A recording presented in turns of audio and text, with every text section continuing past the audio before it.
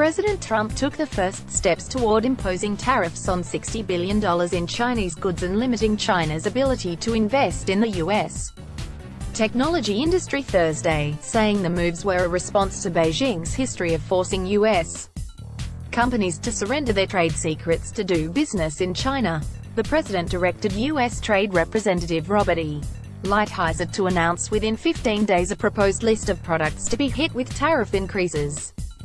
After a public comment period, the final list designed to target Chinese products that benefited from improper access to U.S. technology, will be made public. "We're doing things for this country that should have been done for many, many years," the president said before signing a memorandum setting in motion the trade actions.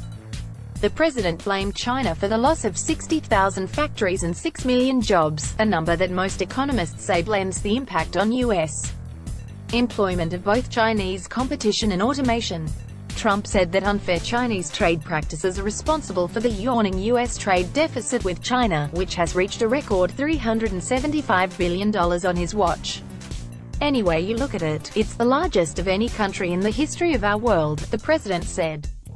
"It's out of control." The White House expects the new taxes, which could reach up to 1,300 specific imports, will have a minimal impact upon consumers. Markets tanked Thursday, with the Dow Jones Industrial Average down more than 700 points, nearly 3%, at the end of trading, and the Nasdaq Composite and the Standard. There is no way to impose $50 billion in tariffs on Chinese imports without it having a negative impact on American consumers. Make no mistake, these tariffs may be aimed at China, but the bill will be charged to American consumers who will pay more at the checkout for the items they shop for every day, said Han Kwok, vice president for international trade at the Retail Industry Leaders Association. Trump and his aides provided varying estimates of the value of the Chinese goods at issue. The president referred in his Roosevelt Room remarks to about $60 billion, while a senior White House aide who briefed reporters 2 hours before the president spoke put the figure at about $50 billion. The official cannot be identified under the ground rules for such White House briefings. Trump also ordered Lighthizer to complain to the World Trade Organization about China's discriminatory licensing practices for foreign companies, an effort U.S. officials hope will draw support from U.S. allies in Europe and Japan. On Capitol Hill Thursday, Lighthizer said that several U.S. allies would be spared unrelated tariffs on imported steel and aluminum, at least temporarily, while they negotiate possible permanent exemptions. Lighthizer told the Senate Finance Committee that the European Union, Argentina, Australia, Brazil and South Korea will not be hit by the tariffs, which take effect at 12:01 a.m. Trump already had exempted Canada and Mexico from the import levies for the duration of talks aimed at renegotiating the North American Free Trade Agreement. The president described the actions against China as part of a broader reappraisal of U.S.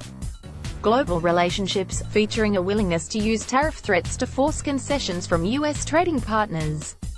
"We will end up negotiating these things rather than fighting over them," Commerce Secretary Wilbur Ross said, in an apparent reference to fears of a trade war.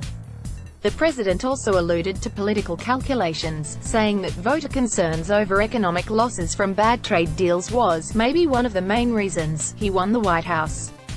"The era of economic surrender is over," added Vice President Michael Pence. But the trade moves drew fire from the conservative National Taxpayers Union's Brian Riley, who called the proposed China tariffs self-destructive and reckless. Under the measures targeting Beijing announced Thursday, Treasury Secretary Steven Mnuchin will draw up new investment restrictions to address concerns about Chinese investors, including state-sponsored investment funds, acquiring American companies to gain access to their technology. "The end objective of this is to get China to modify its unfair trading practices," said Everett Eisenstadt, Deputy Assistant to the President for International Economic Affairs.